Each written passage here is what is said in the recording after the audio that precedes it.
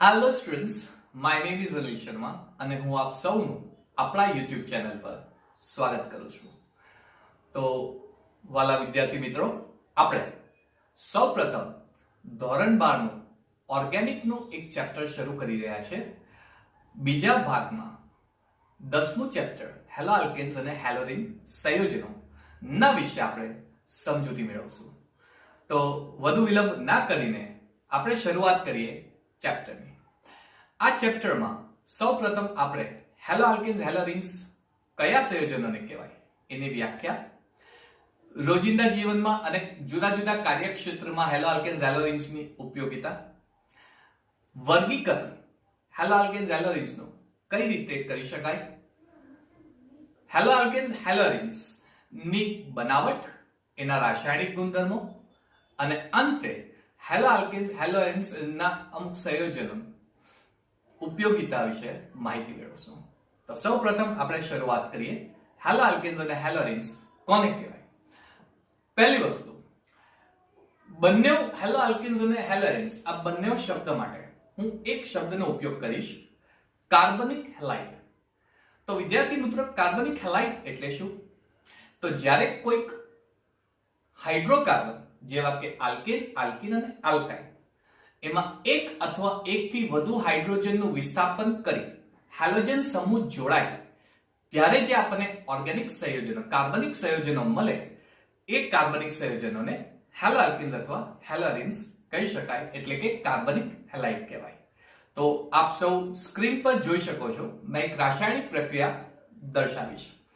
ચલો, સ્ક્રીન પર RH એટલે RH આપણો એક હાઇડ્રોકાર્બન હશે. હાઇડ્રોકાર્બનમાં આલ્કેન, આલ્કીન, આલ્કાઇન્સ અથવા એરીન આવું કોઈ પણ સમૂહ તમે લઈ શકો. એમાં રહેલ હાઇડ્રોજન નું વિસ્થાપન કરી શકાય. એક અથવા એકથી વધુ હાઇડ્રોજનનું વિસ્થાપન કરી શકાય. જો એક અથવા એકથી વધુ હાઇડ્રોજનનું વિસ્થાપન હેલોજન સમૂહ કરે ત્યારે જે આપણને સંયોજન મળે એ સંયોજનને કાર્બનિક હેલાઇડ સંયોજન કહેવાય. કાર્બનિક હેલાઇડ, કાર્બનિક હેલાઇડમાં R સમૂહ, જો R સમૂહ એલિફેટિક હાઇડ્રોકાર્બન હોય તો આપણને જે કાર્બનિક હેલાઇડ મળે એને હેલો આલ્કેન કહેવાશે. અને જો R સમૂહ એરોમેટિક હાઇડ્રોકાર્બન હોય ત્યારે જે આપણને સંયોજન મળે એને હેલો એરીન કહેવાશે. એનો અર્થઘટન કે હેલો આલ્કેન્સ અને હેલોરીન્સમાં R સમૂહ એ એરોમેટિક અથવા એલિફેટિક હાઇડ્રોકાર્બન દર્શાવે. જો R સમૂહ એલિફેટિક હોય, એલિફેટિક એટલે કે આલ્કેન, આલ્કીન અથવા આલ્કાઇન સંયોજનો હોય તો એને આપણે હેલો આલ્કીન સમૂહ તરીકે દર્શાવશું, એટલે કે હેલો આલ્કીન સંયોજન મળશે. અને જો R સમૂહ એરોમેટિક હોય તો એ સંયોજનોને એરોમેટિક હાઇડ્રોકાર્બન હેલોજન કહીશું. ચલો, તો સૌપ્રથમ આ વ્યાખ્યા હેલો આલ્કેન્સ અને હેલોરીન્સ સંયોજનો. બીજો ભાગ, રોજિંદા જીવનમાં અથવા જુદા જુદા કાર્યક્ષેત્રોમાં હેલો આલ્કેન્સ અને હેલોરીન્સની ઉપયોગિતા એટલે કે અગત્યતા. પહેલું, ઔદ્યોગિક ક્ષેત્રે હેલો આલ્કેન્સ અને હેલોરીન્સનો ખૂબ મોટો પ્રમાણમાં ઉપયોગ થતો હોય છે. એ સિવાય કોઈ દ્રાવ્યને જે અધ્રુવ્ય હોય, અહીંયા હું મુખ્યત્વે તમને કહીશ અધ્રુવ્ય દ્રાવ્ય, અધ્રુવ્ય દ્રાવ્ય હોય એ અધ્રુવ્ય દ્રાવ્યને દ્રાવ્ય કરવા માટે દ્રાવક તરીકે હેલો આલ્કેન્સ હેલોરીન્સનો ઉપયોગ થઈ શકે. એટલે હેલો આલ્કેન્સ હેલોરીન્સનું દ્રાવક તરીકે પણ ઉપયોગિતામાં લેવાશે. એ સિવાય જમીનમાં સૂક્ષ્મજીવો, તમે જોઈ શકો સ્ક્રીન પર, જમીનમાં સૂક્ષ્મજીવો દ્વારા બનતું ક્લોરીન યુક્ત પ્રતિજીવી, જેને આપણે અંગ્રેજીમાં એન્ટીબાયોટિક્સ કહી શકાય, એવો એક ઔષધ મળશે. ક્લોરીન યુક્ત એક પ્રતિજીવી જેને એન્ટીબાયોટિક્સ કહેવાય એ મળશે. એનું નામ છે ક્લોરેમ્ફેનિકોલ, જે ટાઇફોઇડની સારવાર માટે, ટાઇફોઇડ જેવા તાવના ઉપચાર માટે અસરકારક એક પદાર્થ હોય. એટલે કે જમીનમાં હાજર જે સૂક્ષ્મજીવ હોય એ સૂક્ષ્મજીવ જમીનની અંદર ક્લોરીન યુક્ત એક પ્રતિજીવીનું ઉત્પાદન કરે. ક્લોરીન યુક્ત જે પ્રતિજીવીનું ઉત્પાદન કરે એનું નામ હોય છે ક્લોરેમ્ફેનિકોલ. જે ટાઇફોઇડ જેવા તાવની સારવાર માટે ઉપયોગમાં લઈ શકાય. બરાબર. ત્રીજું, આપણા શરીરમાં આયોડિન, તમને ખબર જ છે, આયોડિન ધરાવતો અંતઃસ્ત્રાવ જેને આપણે હોર્મોન્સ કહીએ. થાઇરોક્સિન નામનો હોર્મોન અંતઃસ્ત્રાવ જે હોય છે એ જો આપણા બોડીમાં એની ઉણપ જોવા મળે અથવા તો એની કમી જોવા મળે તો એના કારણે આપણને ગોઈટર જેવો રોગ, ગોઈટર નામનો રોગ થઈ શકે છે. જો એની ઉણપ ઉત્પન્ન થાય તો, જો એની કમી ઉત્પન્ન થાય તો થાઇરોક્સિન, એનું અર્થઘટન આપણા બોડીમાં થાઇરોક્સિન હોર્મોન, થાઇરોક્સિન અંતઃસ્ત્રાવ ખૂબ જરૂરી હોય છે અને એ માટે આયોડિન યુક્ત સંયોજનનો ઉપયોગ કરી શકાય. આપણે જોતા હશે ટાટા નમકની એડ, રાઈટ? આયોડિન યુક્ત નમક એવું કહેવાય. હા, એ જરૂરી હોય છે આપણા બોડી માટે, આપણા શરીર માટે એ ઘણું જરૂરી હોય છે. તો જ થાઇરોક્સિન હોર્મોન અંતઃસ્ત્રાવ નું ઉત્પાદન થાય આપણા શરીરમાં, એનું ઉદ્ભવે આ થાઇરોક્સિન હોર્મોન અને એનો ઉપયોગ થઈ શકે. જો એની ઉણપ હોય તો ગોઈટર જેવો રોગ થઈ શકે. એક પછી સાંસલેથી હેલોજન સંયોજનો, હેલો સંયોજનો જેમ કે ક્લોરોક્વિન મલેરિયા જેવા રોગની સારવાર માટે ઉપયોગ થઈ શકે. સંશ્લેષિત એટલે કે કુદરતી રૂપે નથી મળી આવતું, લેબમાં આપણે એને બનાવી શકાય, સંશ્લેષિત હોય છે. તો ક્લોરોક્વિન નામનો જે સંયોજન હોય એ મલેરિયા જેવા રોગની સારવાર માટે વપરાય છે. બરાબર. એના પછી હેલોઇથેન, અગેન એ હોર્મોન હેલોઇથેન શસ્ત્રક્રિયા એટલે કે ઓપરેશન માટે નિશ્ચેતક તરીકે વપરાય છે. નિશ્ચેતક તરીકે એટલે કે એનેસ્થેટિક, એટલે કોઈક આપણે દર્દીને બેહોશ કરીને ઓપરેશન કરવું હોય તો હેલોથિન, અત્યાર સુધી આપણે સ્ટડી કર્યા ક્લોરોફોર્મ, તો કાર્બન ટેટ્રાક્લોરાઇડ, એ અલગ અલગ સમૂહ હોય છે જેનો ઉપયોગ કરી શકાય. તો એમાંનો એક છે હેલોથિન. હેલોથિનનો ઉપયોગ નિશ્ચેતક તરીકે કરી શકાય, જેને આપણે અંગ્રેજીમાં એનેસ્થેટિક કહીએ. અને છેલ્લો મુદ્દો, કેટલાક સંપૂર્ણ ફ્લોરોનેટિક, બરાબર, આ તમારું ફ્લોરોનેટિક સંયોજનને શારીરિક શસ્ત્રક્રિયા દરમિયાન રુધિરના કાર્યક્ષમ અવેજી તરીકે લેવામાં આવે છે. બરાબર. રુધિર, આપણા શરીરમાં જે રુધિર હોય એને એના કાર્યક્ષમના અવેજી માટે કરી શકાય. ચલો, આ બધા જ મુદ્દાઓ જે મેં કીધા એ પરીક્ષામાં એમસીક્યુ જેવા સવાલોમાં વધુ પૂછાતા હોય છે. આને આપણે પ્રશ્નાત્મક રૂપે કરવાની જરૂર નથી. આ બધા મુદ્દાનો તમારે લિસ્ટ બનાવવું હોય તો તમે સ્ક્રીનશોટ લઈ શકો છો અને મસ્ત મજાની નોટબુક બનાવવાની. વિદ્યાર્થી મિત્રો યાદ રાખજો, તમારે નોટ પોતાની જાતે કાર્બનિકની નોટ બનાવવી ખૂબ સારું રહેશે. એનું કારણ છે જાતે બનાવેલી કાર્બનિકની નોટ તમને લાંબા ગાળા સુધી યાદ રહેશે અને એ જ મુખ્ય છે. જનરલી બધા વિદ્યાર્થી મિત્રો એમને કાર્બનિક સંયોજનોમાં ઘણી અગવડતા પડે છે, યાદ નથી રહેતી, પ્રક્રિયા યાદ નહીં રહી, નામ આધારિત પ્રક્રિયા હોય એને કેવી રીતના યાદ રાખવાનું. તો એના માટેનો પહેલો મુદ્દો છે તમારે જાતે પોતાના હેન્ડરાઇટિંગથી નોટ બનાવવાની રહેશે. બીજો મુદ્દો શું હશે, જેમ જેમ ચેપ્ટર આગળ વધશે તેમ તેમ હું તમને હિન્ટ આપતો જવા, તમે એ હિન્ટને ફોલો કરજો. દરેક વિદ્યાર્થી મિત્રોને હું જરૂર કહીશ, હું જેટલી હિન્ટ આપતો છું તમે એટલી હિન્ટ ફોલો કરશો તો જરૂરથી કાર્બનિક તમારા માટે ખૂબ સહેલો સબ્જેક્ટ બની જશે અને હું બેટ કરું એમાં તમે સારામાં સારો સ્કોર કરશો. તો આ બધી નોટ્સ તમે બનાવી લેજો. એમસીક્યુ જેવા ક્વેશ્ચન માટે જ આ બધું પૂછી શકાય. આમાંથી કોઈ પણ દિવસ 2 કે 3 કે 4 માર્કનો સવાલ આવતો નથી. તો આને તમારે એમસીક્યુ માટે તૈયાર કરવું. તો સ્ક્રીનશોટ લઈ લેજો. બરાબર. પછી 4, 5, 6 નો બી સ્ક્રીનશોટ લઈ લેજો અને મસ્ત તમારા હેન્ડરાઇટિંગથી નોટ બનાવી દેવાની. ચલો, હવે આપણે વર્ગીકરણ પર જઈએ. હેલો સંયોજનો વર્ગીકરણ મુખ્યત્વે 2 રીતના વર્ગીકરણ કરી શકીએ. પહેલું, હેલોજન પરમાણુની સંખ્યાના આધારે વર્ગીકરણ કરી શકાય અને બીજું, હેલોજન ધરાવતા કાર્બનના સંકરણના આધારે વર્ગીકરણ કરી શકાય.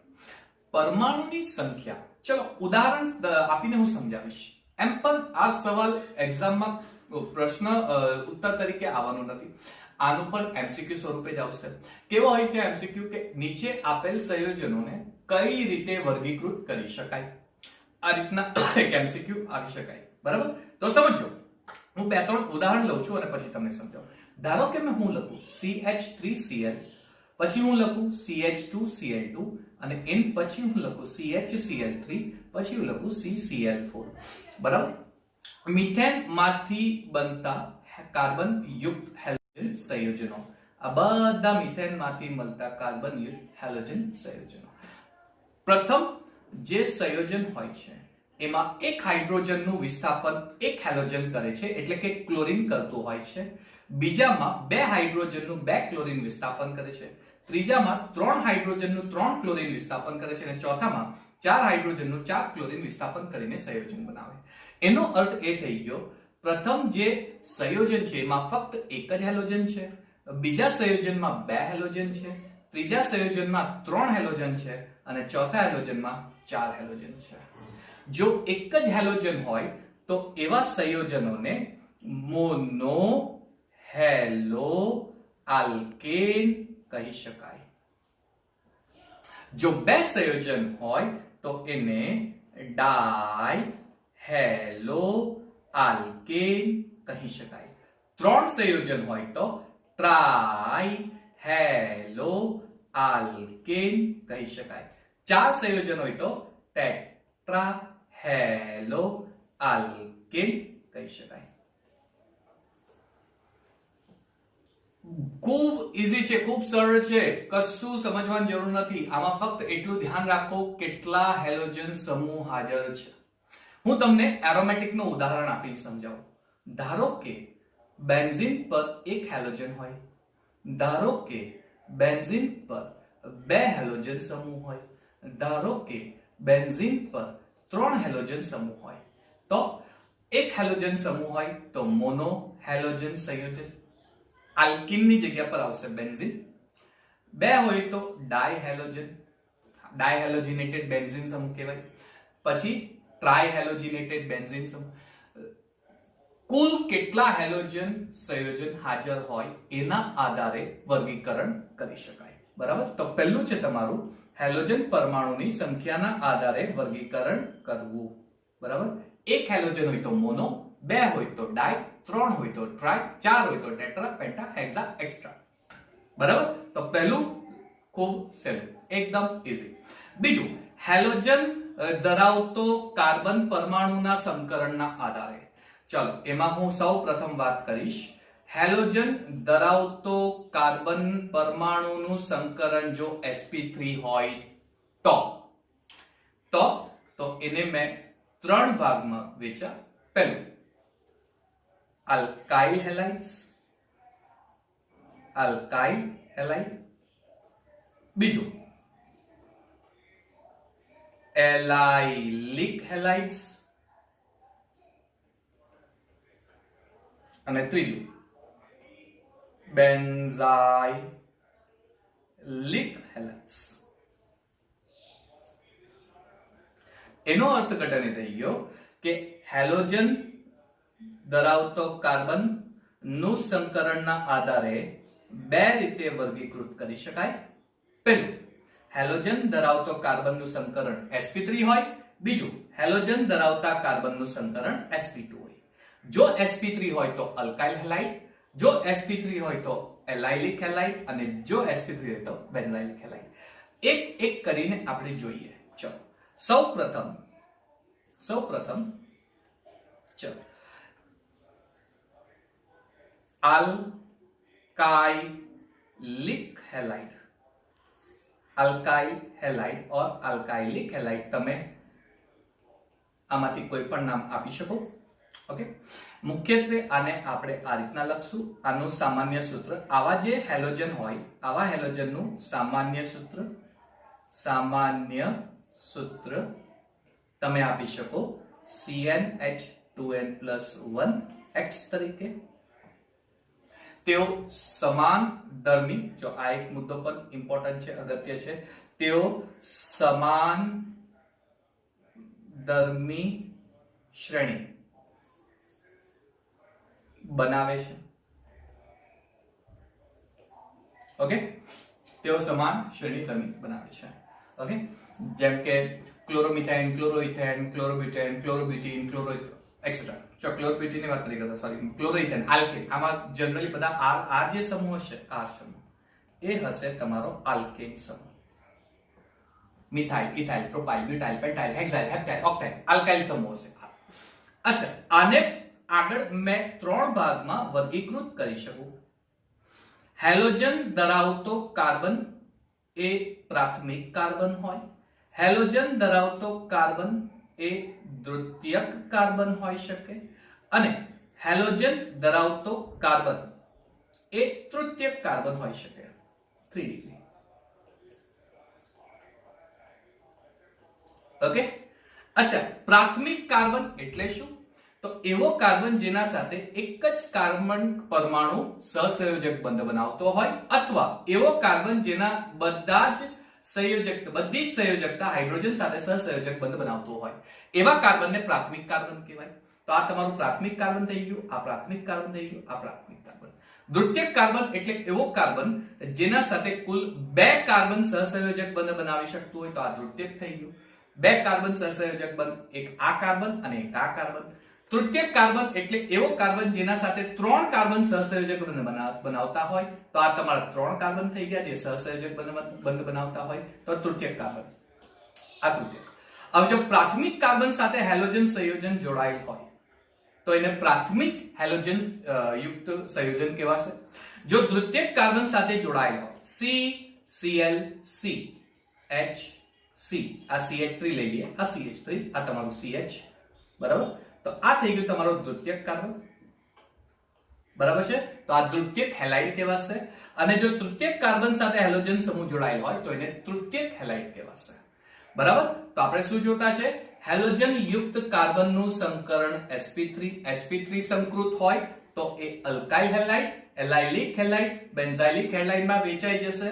અલ્કાઇલિક હેલાઇડનું સામાન્ય સૂત્ર CnH2n+X હશે. સમાન દરની શ્રેણી બનાવી શકે છે. બીજી એક વસ્તુ, કાર્બન ધરાવતો હેલોજન પ્રાથમિક હોય તો એને પ્રાથમિક હેલાઇડ કહેવાય. કાર્બન ધરાવતો હેલોજન જો દ્વિતીયક હોય તો દ્વિતીયક હેલાઇડ કહેવાશે. હેલોજન ધરાવતો કાર્બન એ તૃતીયક હોય તો તૃતીયક હેલાઇડ કહેવાશે. પ્રાથમિક, દ્વિતીયક અને તૃતીયક. તો આ પહેલું વર્ગીકરણ. પ્રથમ. હવે દ્વિતીય વર્ગીકરણ, એલાઇલિક હેલાઇડ. સમજો, હજી તો આપણે sp3 વાળું સમજતા છે.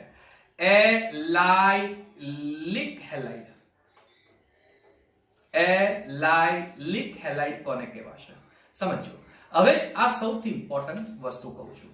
હેલોજન ધરાવતો કાર્બન તો sp3 સંકૃત જ હોય, પરંતુ એના એક્ઝેક્ટ બાજુવાળો કાર્બન એ sp2 સંકૃત હોય તો એ એલાઇલિક હેલાઇડ કહેવાશે. એના બિલકુલ બાજુવાળો, એકદમ બાજુમાં કાર્બન હોય એ sp2 હોય, એ sp2 સંકૃત હોય તો એને એલાઇલિક હેલાઇડ કહેવાશે. દાખલા તરીકે CH2 double bond CH, CH3Br.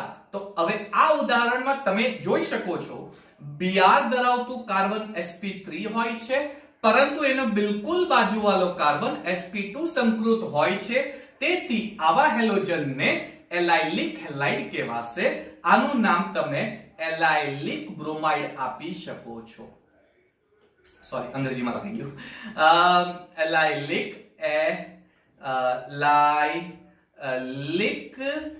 Bromide તમે લખી શકો, બરાબર છે?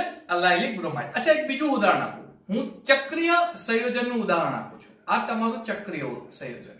ધ્યાનથી સમજજો વિદ્યાર્થી મિત્રો, આવો પણ ઉદાહરણ તમને આવી શકે છે. હું આ રીતના લખું CH2Cl તો આ પણ એલાઇલિક હેલાઇડ થશે. એનો બિલકુલ બગલવાળો હેલોજન વાળું કાર્બન, હેલોજન ધરાવતું કાર્બન તો sp3 સંકૃત જ હોય, પરંતુ એનો બિલકુલ બગલવાળો કાર્બન sp2 હોય છે, દ્વિબંધ ધરાવતું હોય.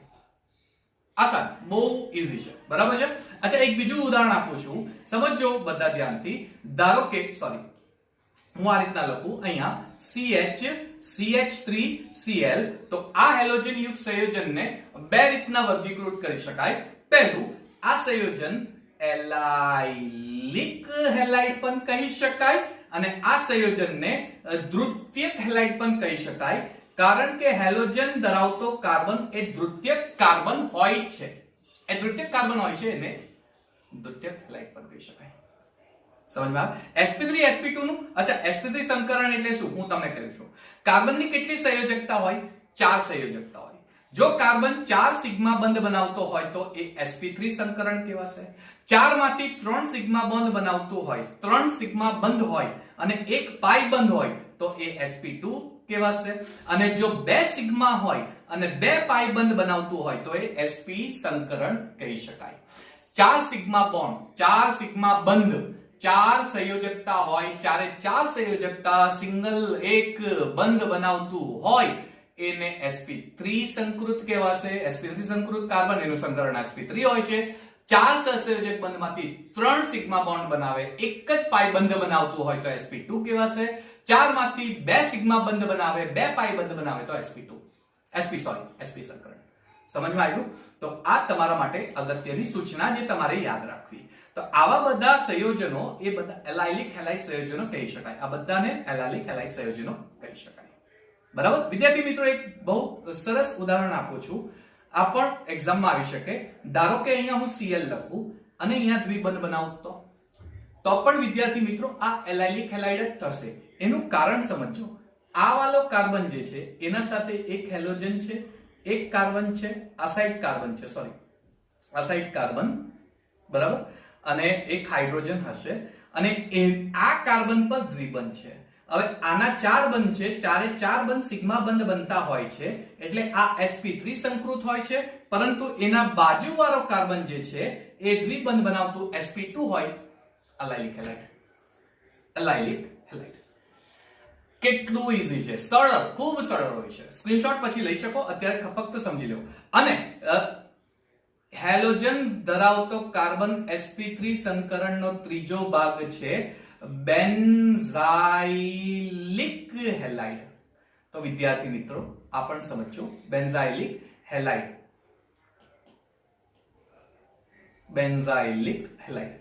ચલો સમજો વિદ્યાર્થી મિત્રો બેન્ઝાઇલિક હેલાઇડ એટલે શું એનું આપણે જરાક સમજી લઈએ ધ્યાનથી સમજો બેન્ઝાઇલિક હેલાઇડ બેન્ઝીન સંયોજન લઈએ છીએ અને બેન્ઝીન સંયોજન સાથે મેં sp3 સંકરણ ધરાવતો કાર્બન એક કાર્બન સાથે હેલોજન સંયોજન જોડાયેલ હોય એનું અર્થઘટન હેલોજન સંયોજન સીધો બેન્ઝીન સાથે બંધ બનાવતો નથી હેલોજન સંયોજન એક એલિફેટિક કાર્બન સાથે બંધ બનાવે છે એ એલિફેટિક કાર્બન બેન્ઝીન સાથે બંધ બનાવતો હોય છે આ સંયોજનમાં Br ધરાવતો કાર્બન તો sp3 થશે એનું કારણ કાર્બન પર 2 હાઇડ્રોજન છે એક Br છે અને એક બેન્ઝીન સાથે સિગ્મા બંધ બનતું છે એનો મતલબ આ તમારો સંયોજન થઈ ગયો બેન્ઝાઇલિક અચ્છા બેન્ઝાઇલિક કહેવાય એનું કારણ કાર્બન સાથે જોડાયેલ સંયોજન બેન્ઝીન છે જો બેન્ઝીન ના હતે તો એને આપણે એલાઇલિક હેલાઇડ કહેતે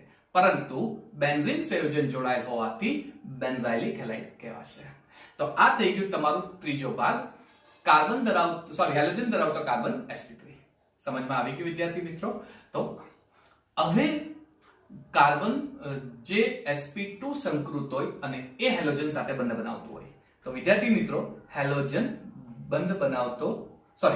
સાથે કાર્બન જે બંધ બનાવતો હોય એ sp2 સંકૃત હોય એને પણ આપણે બે ભાગમાં વહેંચી શકાય પ્રથમ ભાગ હશે ધ્યાનથી સમજો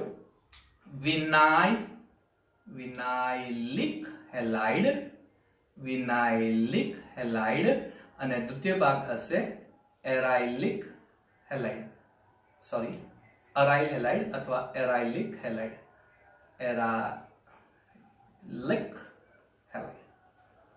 ચલો હવે sp2 સંકરણ અત્યારે જ મેં તમને કીધું sp2 સંકર એટલે કાર્બનની 4 સંયોજકતા હોય 4 માંથી એક પાઈ બંધ હોય અને 3 સિગ્મા બંધ હોય એને sp2 સંકૃત કાર્બન કહી શકાય વિનાઇલિક એટલે કે હેલોજન સીધો એવા કાર્બન સાથે બંધ બનાવે છે જે sp2 સંકૃત હોય એનો અર્થઘટન એ કાર્બન પર એક પાઈ બંધ હોવો જરૂરી હોય તો આ પ્રકારના સંયોજનને વિનાઇલિક હેલાઇડ કહી શકાય જુદા જુદા ઉદાહરણ તમે આપી શકો ધારો કે મેં આ રીતના લખું ને હેલોજન સીધો જોઈન્ટ કરું વિનાઇલિક હેલાઇડ કારણ હેલોજન ધરાવતો આ જે કાર્બન છે એ sp2 સંકૃત કાર્બન છે ધારો કે હું આ રીતના લખું આ CH double bond CH Br આ વિનાઇલિક હેલાઇડ કહી શકાય. હેલોજન ધરાવતો કાર્બન sp2 સંકૃત એક પાયબંધ હોય છે.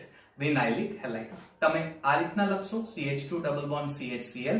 આ કહેવાશે વિનાઇલિક ક્લોરાઇડ અથવા તો વિનાઇલ ક્લોરાઇડ.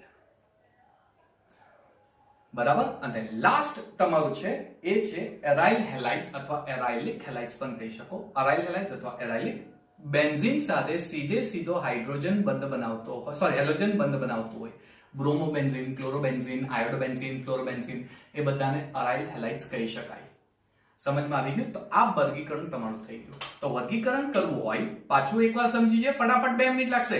પાછું વર્ગીકરણ કરવું હોય તો હેલોજન પરમાણુની સંખ્યાના આધારે એક હેલોજન હોય તો મોનો, 2 હોય તો ડાઈ, 3 હોય તો ટ્રાઈ, 4 હોય તો ટેટ્રાઈ. બરાબર. બીજું હેલોજન ધરાવતો કાર્બનનું સંકરણ, જો sp3 સંકરણ હોય તો એમાં 3, એક હશે અલ્કાઇલ હેલાઇડ, બીજું હશે એરાઇલિક હેલાઇડ્સ અને ત્રીજું બેન્ઝાઇલિક હેલાઇડ્સ. અલ્કાઇલ હેલાઇડ્સમાં સામાન્ય રીતે આલ્કેન સંયોજન હોય છે જેનું સામાન્ય સૂત્ર CnH2n+1x હોય છે. સમાનધર્મી શ્રેણી બનાવતો હોય છે. હેલોજન સાથે જોડાયેલ કાર્બન પ્રાથમિક હોય તો પ્રાથમિક હેલાઇડ કહેવાશે. હેલોજન સાથે જોડાયેલ કાર્બન તૃતીય હોય તો દ્વિતીયક હેલાઇડ કહેવાશે. હેલોજન સાથે જોડાયેલ કાર્બન તૃતીયક હોય તો તૃતીયક હેલાઇડ્સ કહેવાશે. બરાબર. બીજું હોય છે અલાઇલિક હેલાઇડ્સ. અલાઇલિક હેલાઇડ્સમાં હેલોજન ધરાવતો કાર્બન તો sp3 હોય છે, પરંતુ એનું બિલકુલ બાજુવાળા કાર્બન પર sp2 સંકરણ હોય છે. sp3 એટલે કાર્બનની 4 સંયોજકતા હોય, 4 સંયોજકતા સિગ્મા બંધ બનાવતું હોય. sp2 એટલે 4 સંયોજકતામાંથી 3 સિગ્મા બંધ હોય, 1 પાઈ બંધ હોય. અને sp એટલે 4 માંથી 2 સિગ્મા બંધ, 2 પાઈ બંધ. અહીં હેલોજન ધરાવતો કાર્બન sp3 એટલે કે 4 સિગ્મા બંધ બનતા હોય. એને પછીનો કાર્બન બિલકુલ બાજુવાળો કાર્બન જો દ્વિબંધ બનાવતો હોય તો એને એરાઇલિક હેલાઇડ્સ કહેવાશે. એલાઇલિક હેલાઇડ્સ કહેવાશે. બરાબર. એના ઘણા બધા ઉદાહરણ છે. અને લાસ્ટમાં બેન્ઝીન સાથે જોડાયેલ કાર્બન એલિપેટિક હોય, પણ એ એલિપેટિક કાર્બન સાથે સીધો હેલોજન જોડાયેલ હોય તો એને બેન્ઝાઇલિક હેલાઇડ્સ કહેવાશે. અને હેલોજન સાથે જોડાયેલ કાર્બન sp2 હોય તો વિનાઇલિક હેલાઇડ અને એરાઇલિક. વિનાઇલિક એટલે હેલોજન સાથે સીધે જોડાયેલો કાર્બન એ sp2 સંકરણ ધરાવતો એલિપેટિક સંયોજન હોય. અને એરાઇલિકમાં હેલોજન સાથે જોડાયેલો કાર્બન એ બેન્ઝીનનો કાર્બન હોય છે, એટલે એરાઇલિક હેલાઇડ્સ એને કહી શકાય. તો વિદ્યાર્થી મિત્રો, આનું સ્ક્રીનશોટ લેવું હોય તમારે તો હું તમને સમય આપું છું. આ એક સ્ક્રીનશોટ લઈ લો ફટાફટ. આટલો ભાગ હેલોજન સંયોજનનું વર્ગીકરણ. ચલો, એના પછી અલાઇલિક હેલાઇડ્સ, આ ભાગ sp3 સંકરણ. બરાબર. ચલો, હવે અલ્કાઇલ હેલાઇડ્સના જુદા જુદા ઉદાહરણ. ઓકે, આનું સ્ક્રીનશોટ તમે લઈ શકો અલ્કાઇલ હેલાઇડનું. Sorry, yup.